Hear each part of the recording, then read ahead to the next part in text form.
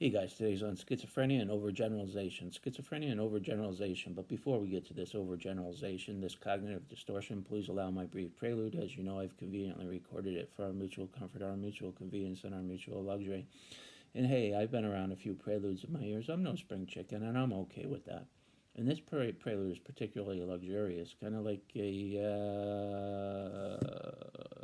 really souped-up moped. Hello there, my name is Robert Francis. You've stumbled on my Unconquering Schizophrenia YouTube channel. Indeed. Where me and the bird. That's Mike. That's right.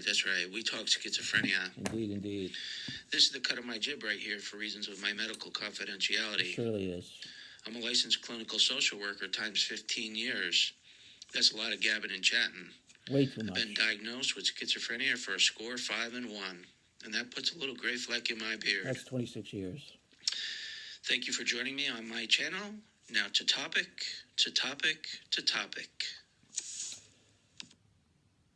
So, psychosis in the general is a global experience. When we're psychotic, it's a global experience. We walk around across time and across space in a global experience of psychosis. It cuts across all dimensions, and it is a full ontology. It is a full global experience. But how do we get to this global state? At some point, an overgeneralization usually occurs before we get to psychosis. And what is overgeneralization? It's a cognitive distortion that says you take a specific interaction or a specific instance, and you get triggered, and you take that specific instance, and then you apply it to the whole. So a singular event gets turned into a global experience.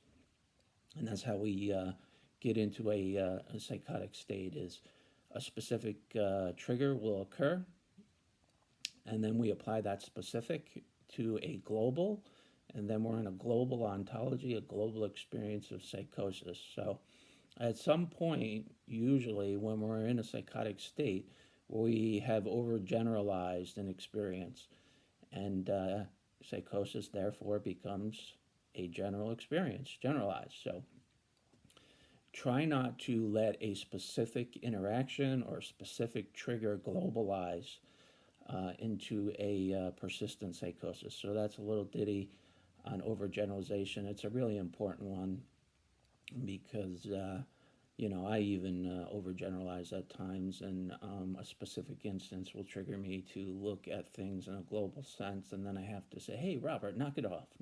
That was a specific instance, and the global is not necessarily true. So that's a little ditty on that, and yeah, really souped up moped. That's a really luxurious automobile. When I was a teenager, a friend of mine had a moped, and it was the coolest thing. Actually, we were driving in the development with the moped, and the cop pulled us over because we didn't have helmets on.